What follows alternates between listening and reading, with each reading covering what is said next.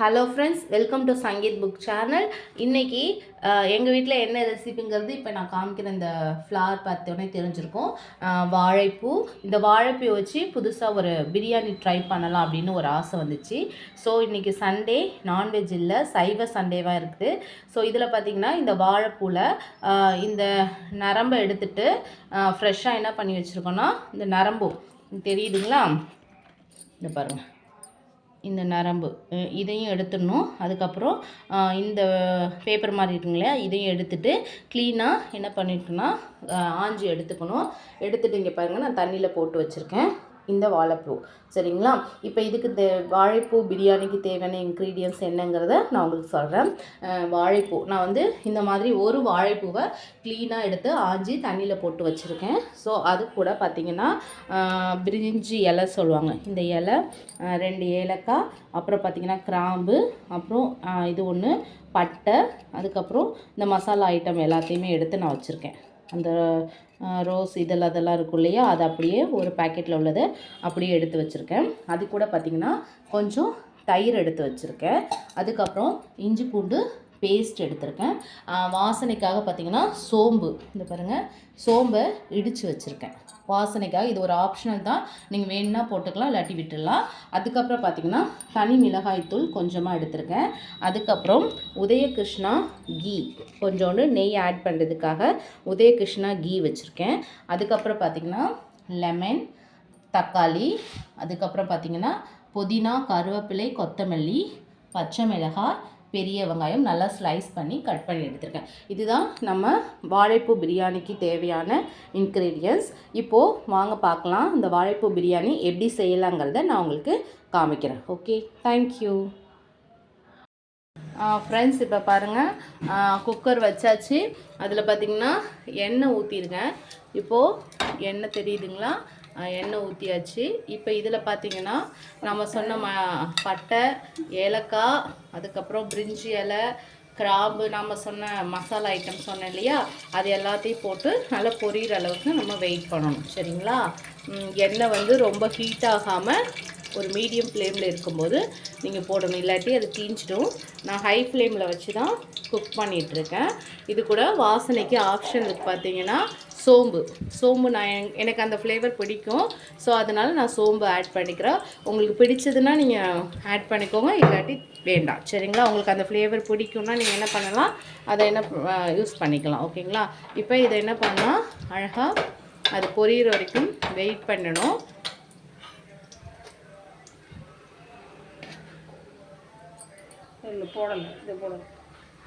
பச்சை மிளகாய். இப்போ இது கூட நான் உங்கள் காரத்துக்கு தகுந்த பச்சை மிளகாய் போடணும். அது கூட வெங்காயம், கருவேப்பிலை நல்லா ஸ்லைஸாக வெட்டியிருக்கணும். நீல வாக்கில் கட் பண்ணி வெங்காயத்தை போட்டு அந்த வெங்காயம் என்ன ஆகும்னா கோல்டன் கலரில் வர அளவுக்கு என்ன பண்ணலாம், ஹை ஃப்ளேமில் வச்சு நல்லா வதக்கணும். ஓகேங்களா?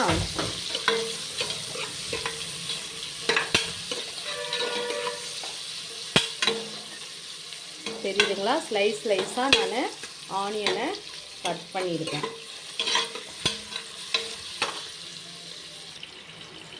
பாருங்கள் ஃப்ரெண்ட்ஸ், இப்போது வெங்காயம் இந்த அளவுக்கு நல்லா ஃப்ரை ஆகிருக்கு.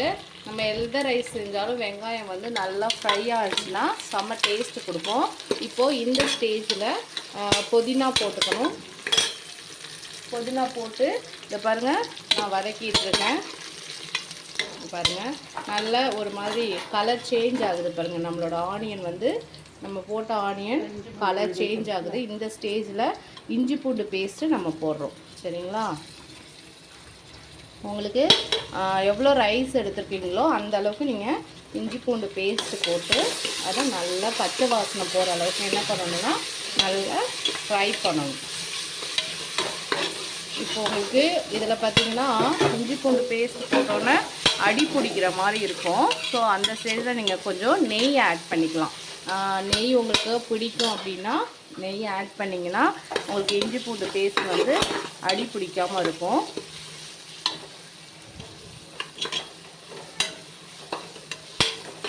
நல்லா நம்ம இதை ஃப்ரை பண்ணணும். இஞ்சி பூண்டோட பச்சை வாசனை போகிற அளவுக்கு உங்களுக்கு நீங்கள் இதை நல்லா ஃப்ரை பண்ணணும். அப்போ தான் உங்களுக்கு ரைஸ் வந்து டேஸ்டியாக இருக்கும். இப்போ நான் ஒரு டூ ஆர் 3 மினிட்ஸ் ஃப்ரை பண்ணியிருப்பேன். அதோட இஞ்சி பூண்டு பேஸ்ட்டோட பச்சை வாசனைலாம் போயிடுச்சு. ஆனியனுமே பார்த்திங்கன்னா நல்லா உங்களுக்கு ஃப்ரை ஆகிருக்கு. ஸோ இந்த ஸ்டேஜில் நம்ம என்ன ஆட் பண்ணணும் அப்படின்னு பார்த்தீங்கன்னா தக்காளி ஆட் பண்ணணும்.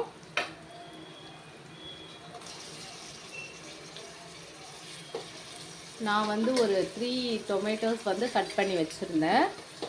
ஸோ நாங்கள் ஒரு 5 பேர் சாப்பிட்ற அளவுக்கு பிரியாணி ரெடி பண்ணுறதுனால 3 தக்காளி நான் கட் பண்ணி ஆட் பண்ணி நல்லா ஃப்ரை பண்ணோம். அது கூட சேர்த்து தக்காளியுமே நல்லா ஃப்ரை ஆகணும். இங்கே பாருங்கள், தக்காளி கொஞ்சம் நல்லா ஃப்ரை ஆனதுக்கப்புறம் அது கூட மஞ்சத்தூள் ஆட் பண்ணுறேன்.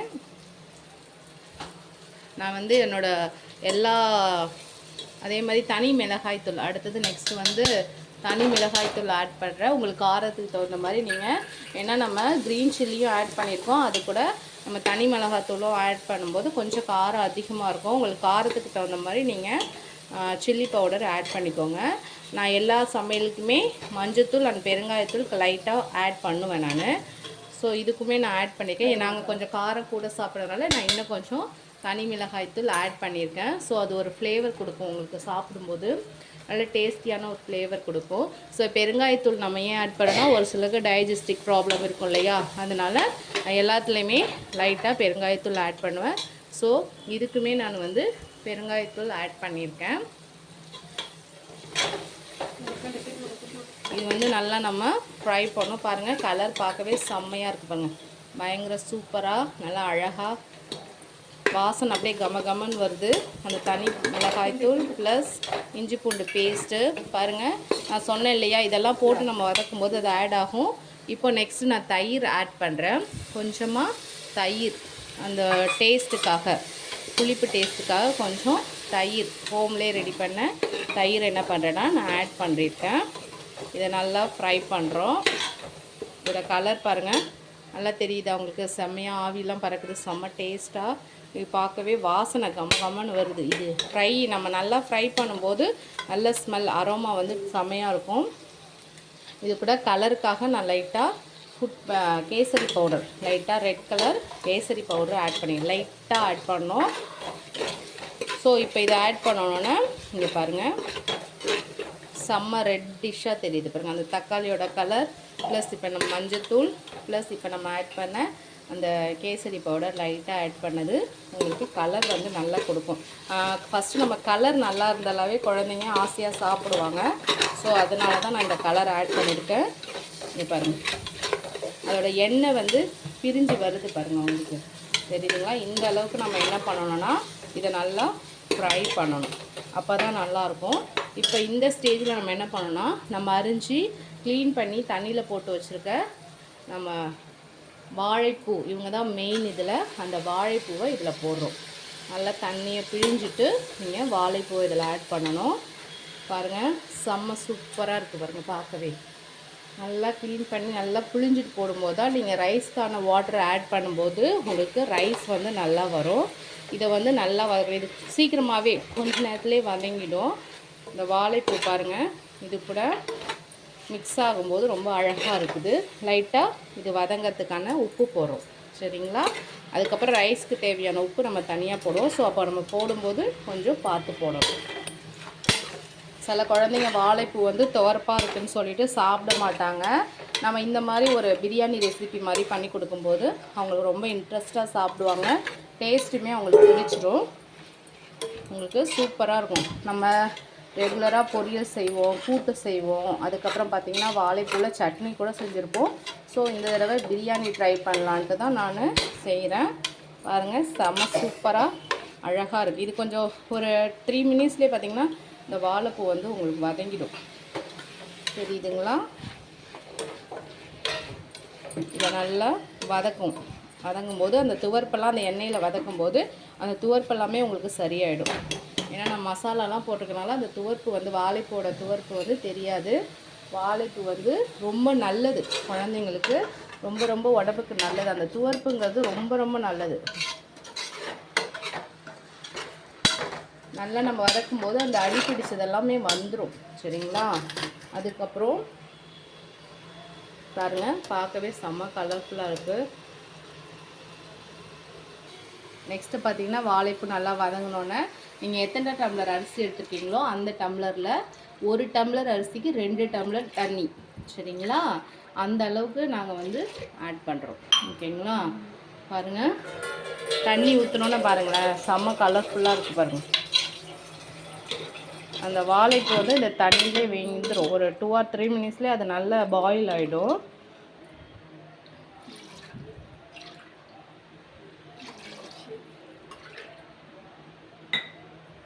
இந்த தண்ணி நல்லா கொதிக்க விட்டுட்டு அதுக்கப்புறம் ரைஸ் நம்ம ஆட் பண்ண போகிறோம். அப்போ தான் வந்து ஆட் பண்ணி தேவையான அளவு உப்பு சேர்த்து குக்கரை நம்ம மூட போகிறோம், சரிங்களா?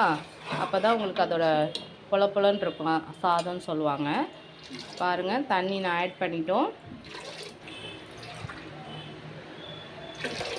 பிகினர்ஸ்க்கு ரொம்ப யூஸ்ஃபுல்லாக இருக்கும் இந்த ரைஸ் செய்யறதுக்கு. கடை வாழைப்பூ மொதல் நாளே நம்ம கூட க்ளீன் பண்ணி வச்சிட்டோன்னா மறுநாள் அப்படியே எல்லாத்தையும் மசாலாலாம் போட்டு தாளிச்சிட்டு அதுக்கப்புறம் நம்ம என்ன பண்ணலாம், ஈஸியாக குக்கரில் வச்சு செஞ்சு எடுத்துக்கலாம். ரொம்ப ஈஸியான லஞ்ச் பாக்ஸ் ரெசிபி தான் இது. வாவ், சூப்பராக இருக்குது பாருங்கள். ஃப்ரெண்ட்ஸ், இப்போ நல்லா கொதிக்குது. இப்போ இந்த டைமில் நம்ம என்ன பண்ணோம்னா, அலசி வச்சுருக்க அரிசியை வந்து பார்த்திங்கன்னா அந்த ரைஸை இது கூட நம்ம ஆட் பண்ண நல்லா கொதி வந்தோன்னே போட்டால் தான் அந்த ரைஸ் வந்து நல்லா வேகும், சீக்கிரமாகவும் உங்களுக்கு ரெடி ஆகும். ஸோ அரிசி போடுறோம்.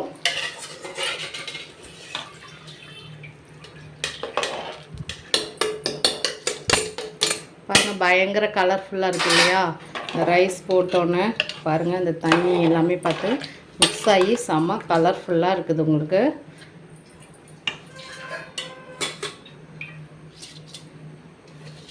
இப்போது இந்த டிஷ்ஷுக்கு தேவையான உப்பு ஏற்கனவே நம்ம கொஞ்சம் உப்பு போட்டிருக்கோம். ஸோ பார்த்து கவனமாக போடணும். அரிசி பார்த்திங்கன்னா நான் ஏற்கனவே ஒரு 1/2 அன் ஹவர் வந்து ஊற வச்சுருந்தேன், சரிங்களா? நான் அதை சொல்ல மறந்துட்டேன். ஸோ ரைஸ் வந்து நல்லா கழுவிட்டு நான் ஒரு 1/2 அன் ஹவர் ஊற வச்சுருக்கேன். நார்மல் எப்போவும் நம்ம வீட்டில் பண்ணுற சாதம் வடிக்கிற அரிசி தான் நான் யூஸ் பண்ணியிருக்கேன். பாஸ்மதி ரைஸ்லாம் போடல. இந்த ஸ்டேஜில் பார்த்திங்கன்னா மிச்சம் நம்ம வச்சுருக்க கருவேப்பிலை, கொத்தமல்லி, புதினா இது எல்லாத்தையுமே இது கூட நம்ம ஆட் பண்ணுறோம். ஒரு ஃப்ளேவர் கிடைக்கும். நம்ம புதினா எந்த அளவுக்கு போடுறோமோ வதக்கும் போதும் போடணும். அதே மாதிரி நம்ம ரைஸ் போட்டதுக்கப்புறம் போடும்போது நல்லா ஸ்மெல் அரோமா நல்லா இருக்கும் உங்களுக்கு. ஸோ அதனால் போடுறோம். இந்த டைமில் கொஞ்சோண்டு லெமன் என்ன பண்ணுறோன்னா, சீட்ஸ் எடுத்துகிட்டு நம்ம லெமன் கொஞ்சம் லைட்டாக வந்து புழிஞ்சு விட போகிறோம். ஏன்னா சாதம் வந்து கொஞ்சம் உதிரியாக வரும் நம்ம லெமன் போட்டால். ஸோ அதனால் லைட்டாக கொஞ்சம் லெமன் போடணும். ஏன்னா ஏற்கனவே நம்ம கொஞ்சம் தயிர் போட்டிருக்கோம். ஸோ லைட்டாக நம்ம லெமன் போட்டால் கரெக்டாக இருக்கும் உங்களுக்கு, சரிங்களா?